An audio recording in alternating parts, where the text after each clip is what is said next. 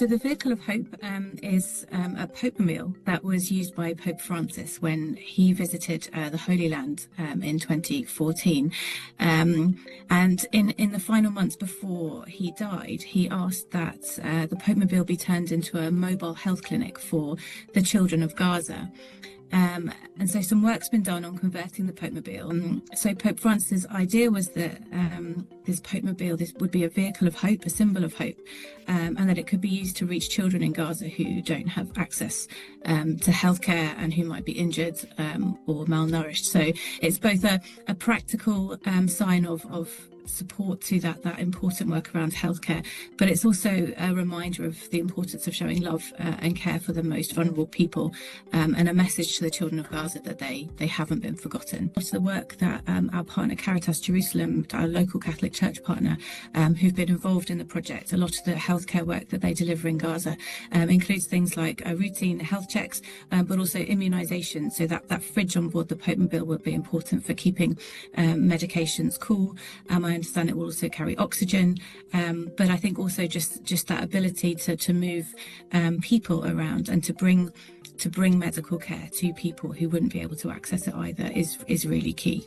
That the needs in Gaza is still huge.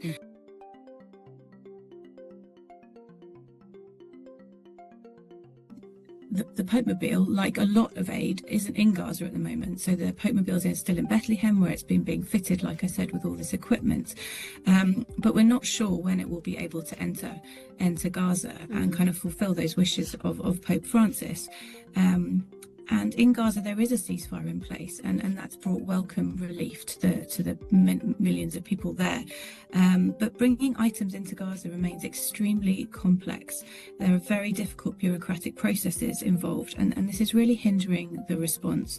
And we know that many millions of pounds worth of aid, whether that's healthcare supplies like this Popemobile or other medical supplies, hygiene items, food items, remain stuck in warehouses rather than reaching the people who need it.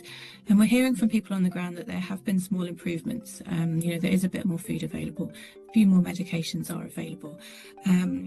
But given the scale of the destruction and the scale of need, most things are still, basic food items are still just out of reach for ordinary people. I think the situation is, as I said, very complex, very challenging, and it's also changing all the time. We're still seeing military operations taking place, still seeing airstrikes taking place. We know that probably on average about 2 children a day in Gaza are still being killed in airstrikes and military operations. But we know that our local partner, like Caritas Jerusalem, are still operating on the ground. They have more than 100 staff working in around 10 medical points across Gaza. So we know that when access becomes available for the Vehicle of Hope, that it will be put to extremely good use. They're experts in healthcare. Throughout the crisis, they've been, on the ground in communities, embedded there, and they've continued to work throughout. It's a really powerful symbol of hope that they go into these really vulnerable communities who couldn't afford to travel to reach healthcare. And we hope that the Popemobile will be able to enter and be part of those critical healthcare services soon. I think there's several things that we really want to see. We celebrated along with the communities in Gaza when the ceasefire was declared, and it was a moment of such hope. And I think it's probably prevented the deaths of many hundreds of Palestinians.